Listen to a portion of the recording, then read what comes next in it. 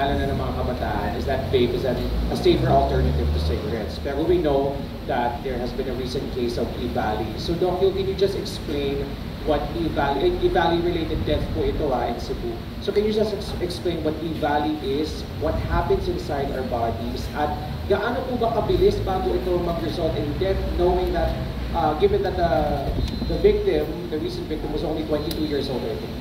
Very important question. Natatago po talaga yung harms of e-cigarette use. So yung kaso po na nabanggit ni Rafi is 22-year-old, namatay po sa Philippine General Hospital.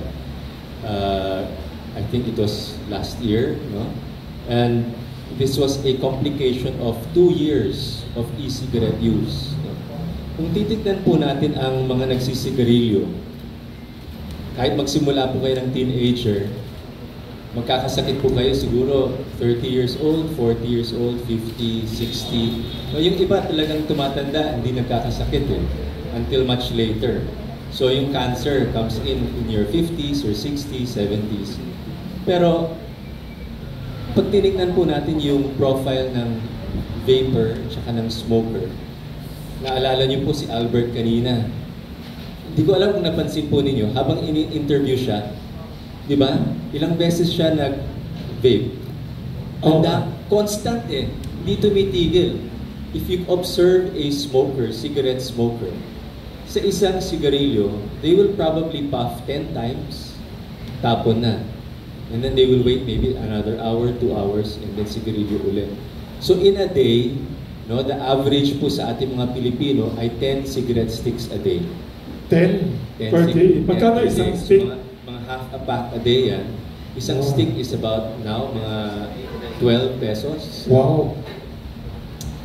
Pero pag tinignan niyo po ang vaping, kung constant siya, sa isang minuto, nakakasampu na yan in an hour, in a day, some vapors can consume like 900 or even 1,000 puffs. Okay? Pag tinignan niyo yung cigarette smoker, 10 puffs per cigarette, 10 sticks a day, 100 puffs. An e-cigarette smoker, 1,000 puffs, times 10. So you can imagine, yung harm sa katawan natin, accelerated po. Hindi na po talaga tayo aabot ng 60 or 70 years bago magkasakit. We have young people in the hospital, in the intensive care unit, dahil sa kanilang vaping addiction. Not only in the Philippines, but in other countries. Fortunately, marami po ay hindi namamatay. Dito po sa Pilipinas, our first reported death na 22 years old, bukod sa lung injury, so nabanggit po ang E-Valley. This is e-cigarette or vaping use associated lung injury. So this is because nalalangha po lahat ng mga chemicals bukod sa nicotine into the lungs. And kung naalala niyo po, 1,000 puffs a day, talagang magkokolekta yan sa baga at it can cause very serious injuries. Aside from that is the nicotine. Sinasabi po, nicotine is harmless. Kagaya po daw siya ng caffeine sa kape. And it is all of the other harmful chemicals sa sigarilyo that is causing health harms. Hindi po totoo yan. Nicotine raises blood pressure. Nicotine increases your heart rate. Nicotine also increases the burden on your heart and creates stiffening of your arteries. So, napakalaki po yung influence on the impact on the cardiovascular system aside from on the lungs. So itong kaso na 22 years old namatay sa PGH, namatay siya because of heart and lung injury. Unfortunately nga, hindi siya na-save.